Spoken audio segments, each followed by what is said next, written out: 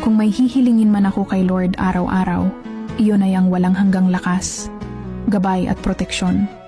Hindi lamang para sa akin, lalo na para sa mga mahal ko sa buhay. Sana sa bawat pagsubok, hindi kami mawalan ng pag-asa. Sa bawat pagod, maramdaman namin ang kapahingahan sa Kanya. At sa bawat araw, piliin pa rin naming magmahal at magtiwala.